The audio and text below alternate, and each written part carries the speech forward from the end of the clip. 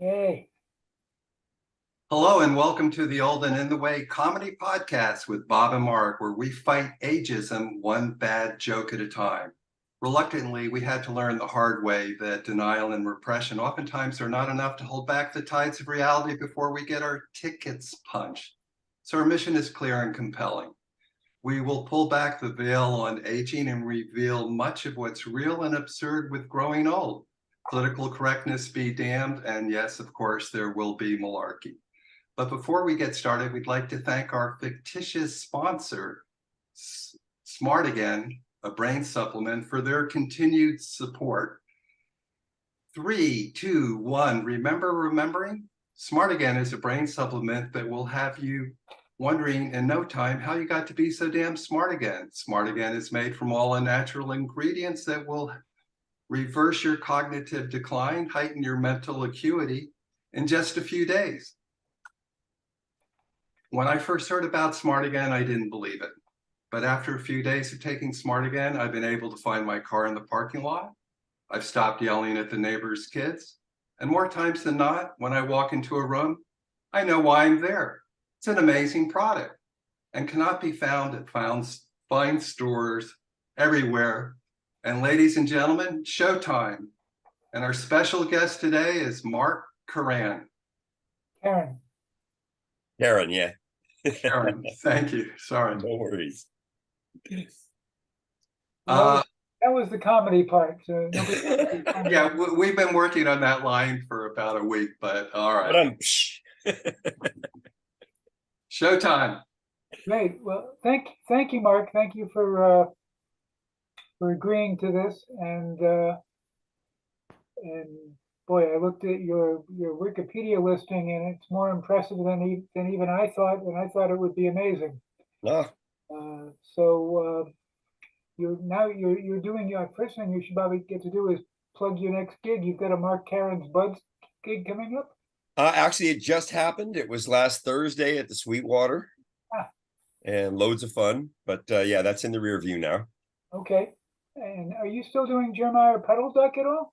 You know, not under that name. Much in the way that the Grateful Dead stopped being the Grateful Dead when Jerry went away. Right. Puddle Duck was one of those bands that's an actual band that, the it matters who's on bass and it matters who's on drums, not just plug and play. So when that stopped being an option, all those guys live in Southern California. I kind of had to put that to bed. But when I do Mark Karen's Buds, it's the same ethic. It's my tunes and Americana tunes, but done with the sensibilities of the Grateful Dead, where we can stretch things out and have a little fun with them. Good. Okay. Well, that gets me to one of the topics I wanted to talk about. You're one of the most eminent practitioners of the Grateful Dead and related songbook, and I noticed as the Dead, I guess, are doing their last hurrah or whatever it's now called with last. We'll see. One thing I'm noticing is when I look at the listings, at least around here and probably elsewhere, it's almost all tribute bands and cover bands. It seems like it's harder to go hear original bands, and now there's not only a whole lot of people playing the Dead songbook, but there's Fleetwood Mac and Petty Theft and Yep. tributes to everybody. It used to be, I think you had to have permission or there was a trademark issues, but that doesn't seem to be a thing anymore. I was wondering, for one thing, is why you think that's so prevalent, and what do you think it means, if anything, for music? I know it keeps alive the old guys, but does it give room for new guys?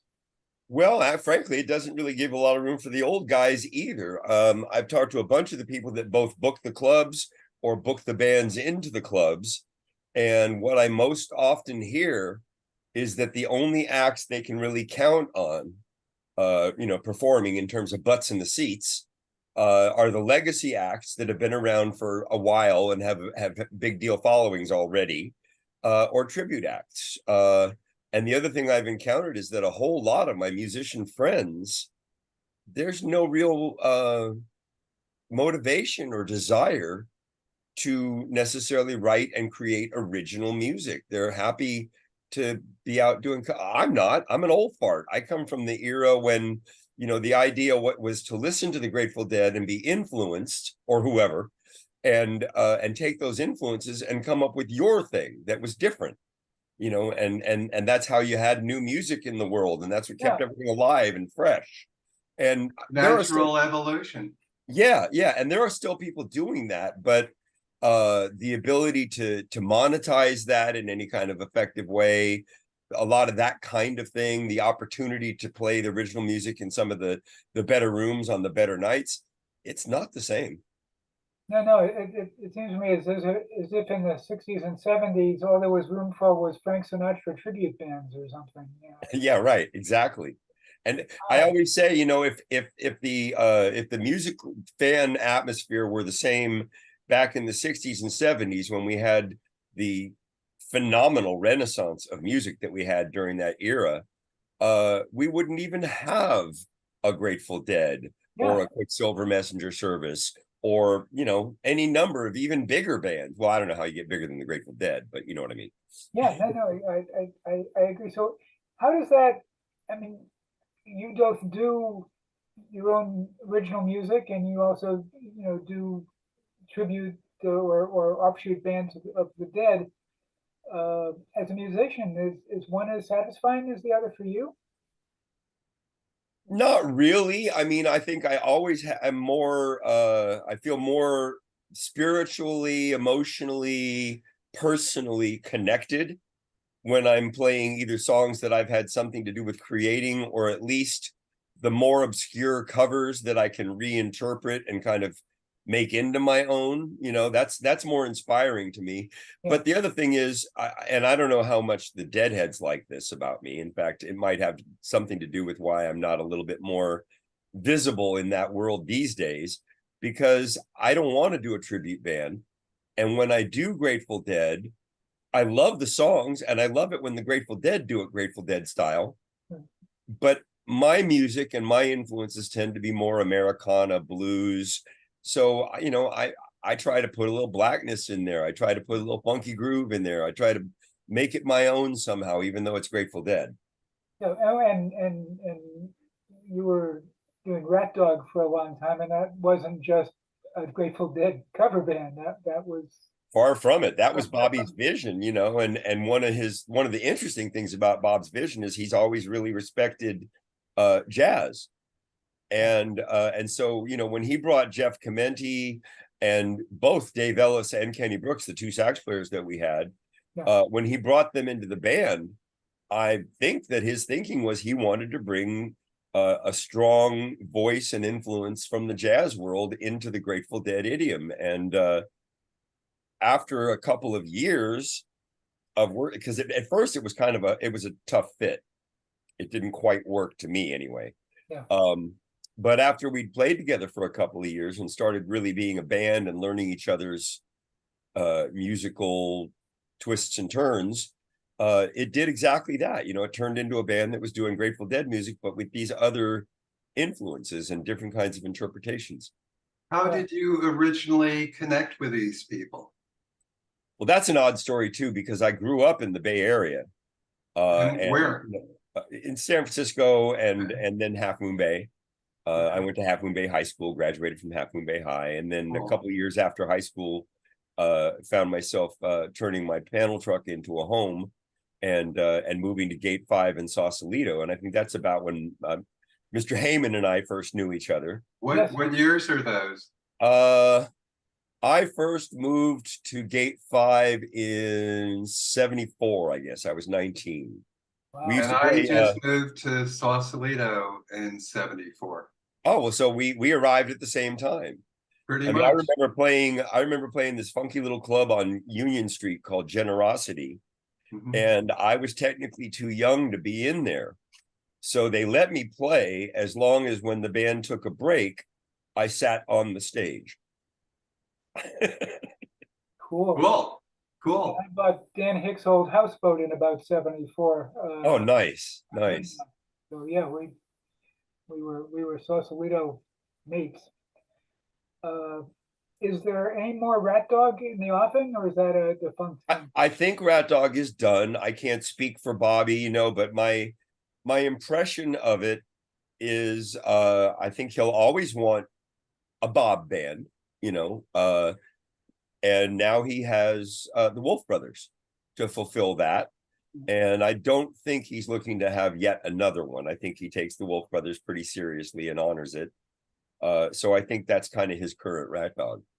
Can you continue and tell us how from Half Moon Bay to Oh, Gate sure, 5 sure. you made your next connection with the music industry in Marin, I guess? Well, like I say, I was living in Half Moon Bay, and we had a band down there that nobody would have ever heard of called Hotel Heart, that was heavily influenced by the Sons of Champlin, actually. Wow. Sons of Champlin were actually my favorite band from the Haight-Ashbury milieu. Loosen Up Naturally. Yes, one of my all-time favorite records. And I've become friends through the years with Bill and with Terry Haggerty, and I feel so honored to have friendships with these people that I used to worship, So what happened? I left Half Moon Bay because I didn't see it getting me anywhere. I was always going to be in some local coastside band, and that was going to be the extent of it. And I knew that the Sons and the Grateful Dead and the Fairfax Street Choir and all these bands were up in Marin. And we used to cut school and go and drop on Mount Tam in Marin and whatnot. So I had a pretty strong attraction to Marin already. So yeah, I took my panel truck and I turned it into a home. And I had a friend that was renting a houseboat at Gate 5, and they let me park there. So I just drove up there, and the friend was this woman named Sarah Baker, wonderful singer, songwriter, piano player from Tennessee, by way of New Mexico, and into the blues kind of R&B Americana world. And we met when I was still in Half Moon Bay, and she invited me to come up and play with her when she's putting her band together. So that's kind of what got me there. And then once I was in Marin, it just felt like an old shoe. It was just a really comfortable fit. I needed to be there, And how do you connect with the Dead? Well, that's circuitous as hell. I'd been a fan for all those years. I lost him in about 76, I guess. I had listened from about 66 to about 76. And then I just started being interested in other kinds of music. I got into funk. I got into David Bowie stuff. I got into the whole sort of LA country rock thing. It was kind of like, yeah, well, what other music is out there? So I lost the Grateful Dead from 76 on until 1998. And I had moved in the interim in 91, I guess. I had moved to LA because once again, I'd gotten to a point where I felt like the Bay Area and Marin County was, I was only going to go so far. And I wanted to be on bigger tours. I wanted to, do session work for bigger records, all of that. And I thought, well, I need to be in either New York or LA, and I'd rather be in LA. So I moved down there, and I met John Molo down there. We did a bunch of session work together and some live dates. And in doing the live dates, I don't remember the gig itself, but I remember doing a gig with John where the person we were playing with pulled out Truckin' and said, let's do this. And John and I were like, yeah, okay, we know that song. And we started doing it, and John and I took it out. We started jamming. And we just looked at each other and started laughing because we obviously knew the Grateful Dead stuff. We knew the vibe. Yeah. So a couple of years after John and I met and played together, they're looking to put the band together post Jerry. And I was in kind of a dismal place. I was going through a bad breakup. I was really depressed with where my music life was at. I was very, very well, I wasn't close to. I had decided I was going to leave the music business, that I was tired of having to reinvent myself month to month. And, I wanted a little job and life security. And right about the time I announced to the universe that I was fucking out of here, the universe got back to me and said, no, don't be ridiculous. You've given your whole life to this. You're really good at it. How about instead of giving up, we hook you up with one of your very favorite childhood bands. And so I suddenly got a phone call from John Molo saying, expect a phone call from Grateful Dead. Wow. And the very next phone call on my answering machine, remember those, was from Grateful Dead management. It was Cameron Sears saying, hey, we got your name from John Molo. Wonder if you'd be interested in coming up and playing with the boys. We're thinking about putting a band together. Meant to be. Wow. How sweet. How Yeah. nice. Great really, story. And you know, the interesting thing about that too for me is that I always had done dismally at auditions. Too much pressure. I wanted so badly to please whoever I was auditioning for that I usually didn't wind up being much of myself. I wound up being, trying to be who I thought they wanted me to be.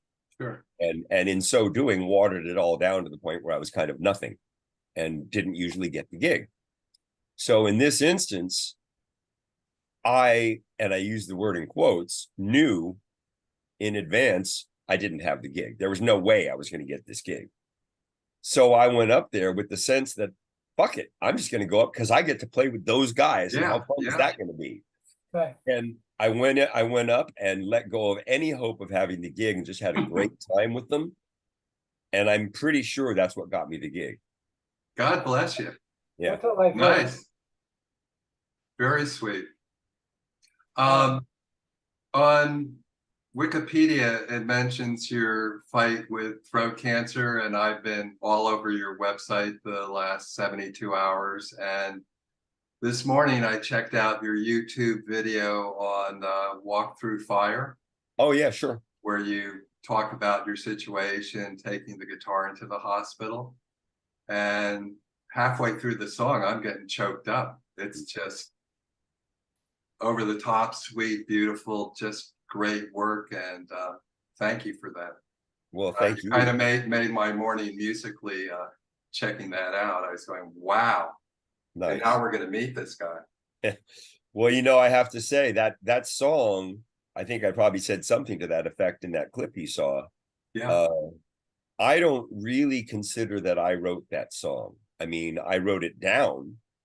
But I think of that song as having been a gift to me, something that came through me rather than from me. Because when I was sitting in the hospital bed, I had no plans to write a song. I had come to the hospital knowing I was going to be there for a week, so I brought a guitar and a laptop and stuff like that to pass the time. But I had no idea that within about 15 or 20 minutes of climbing into that hospital bed, I'd be going, honey, can you hand me that guitar? And about 5 minutes later, hey, can you hand me a pad and a paper, pencil? I don't know where it's coming from, but I'm getting this idea. And within 15 minutes, the song had written itself. I didn't think about it. I didn't massage it. It just came. Wow. Thank God. Yeah, exactly. And cathartic, therapeutic, and just a gorgeous tune. Just well, and I've been really blessed because a lot of people have reached out to me and told me that, and not just around illness. I have spoken to several people with cancer that was helpful to, but also people going through divorces and all, whatever the challenges are. Everybody has their own version of walking through the fire. It's a beautiful metaphor for struggling and facing the unknown. Yeah. It's just amazing. Well, you knocked my socks off today, so thank you. Well, thank you, Mark. Speaking of thank you, I need to thank you for your stint in Rock Justice years ago. Yeah, man, that's how we know each other. Yes, indeed. And I always loved you because you always told me you liked my song "She's a Robot," my spoof song. I love that. I love that, and you were one of the best defending guitarists ever. Nice. Are you still in touch at all with Barney? Not really. I mean, a little bit via Facebook. We occasionally reach out to one another and threaten to get together, but it doesn't really seem to actually happen. Kind of like a lot of relationships in the world these days, it seems like. Yeah. Been in touch with Jesse Bradman a little bit. Trying to think of who else from then. Pretty much nobody else, really. Yeah. Speaking of the tribute cover sort of thing, are you at all in touch with Jeff Pilson? No, again, Jeff and I were in touch a little bit via Facebook, and I've kept track of his career. I mean, he certainly did some pretty major things post Rock Justice. Yeah, no, it's interesting. You look at the tribute bands, and I mean, he's now been. I mean, he was in Dokken and now Foreigner. He's been in Foreigner longer than uh, probably 20 years or something. And I think they're going to hang it up. But for the last 5 or so years, there hasn't been any original Foreigner guys in Foreigner. Oh yeah, I'm friends with Michael Bluestein, the keyboard player. Right. So you wonder what's the difference between the real band and a tribute band when there's no original guys. Well, when they start dropping off like flies, yeah, it's tough. Yeah, exactly. And we were more than entering that era. Oh, yeah. How's your health right now? You look pretty strong. It depends on how you want to look at it. I mean, big picture, my health is pretty good. I'm comfortable. Right. I don't have any major problems. But I'll be the first to admit I'm not very good at taking care of myself. I have a poor diet. I'm not very physically active. So I probably could be healthier than I am, but I'm doing all right.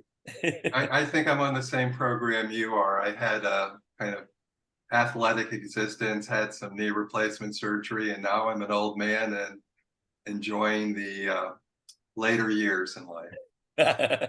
I'm kicking and I'm still in the kicking and screaming phase.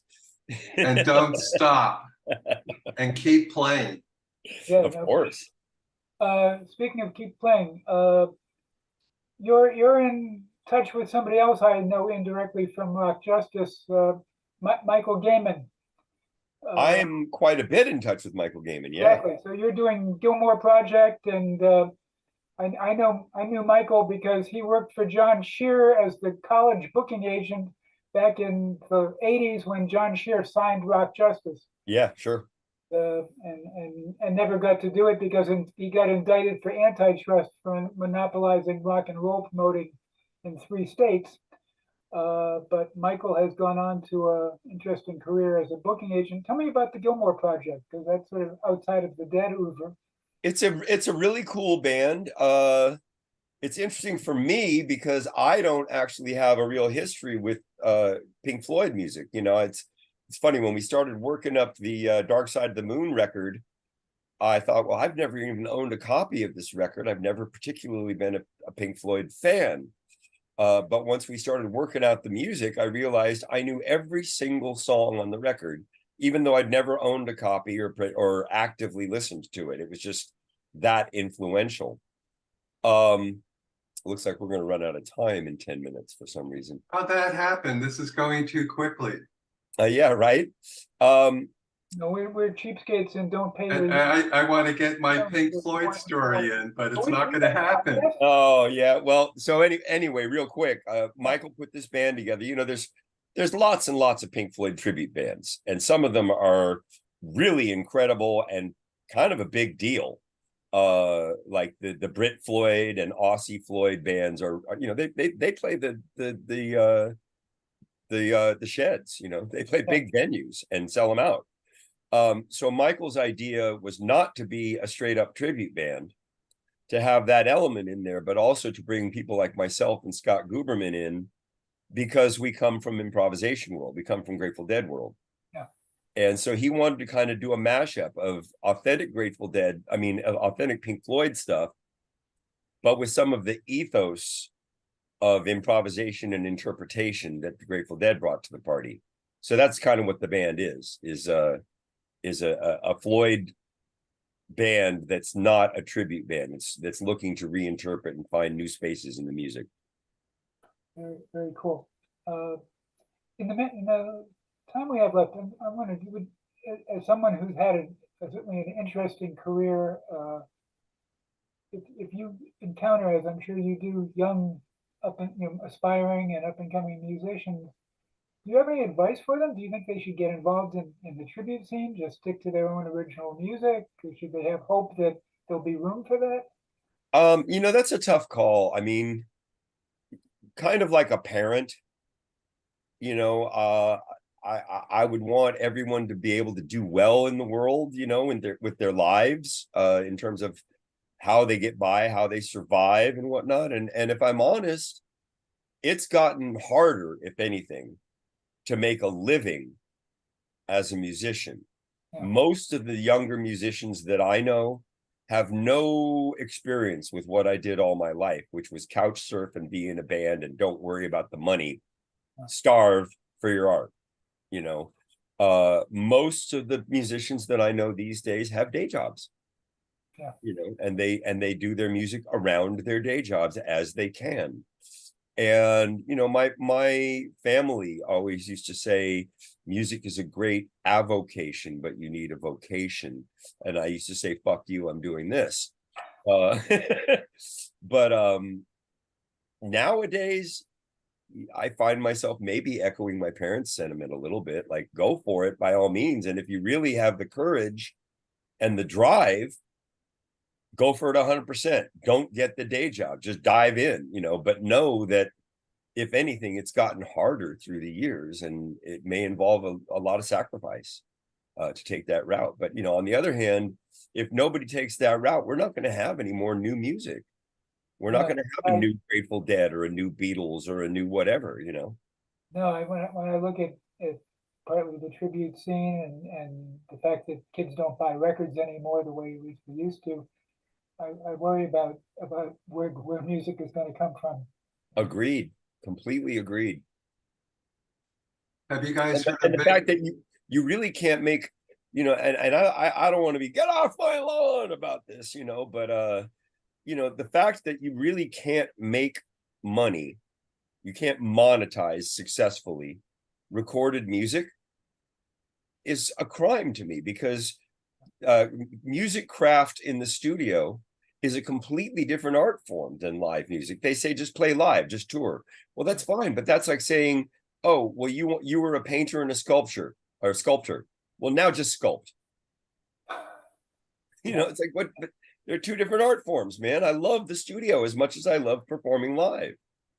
You know, and you got to be. I mean, if I spend 20, 30 grand making a record, I got to at least be able to have some hope of making my money back, Yeah. if not ever turning a profit. Yeah. No, no, I mean, having gotten into the internet at the beginning, and we all had great hopes about how wonderful it would be when all the world's information was interconnected.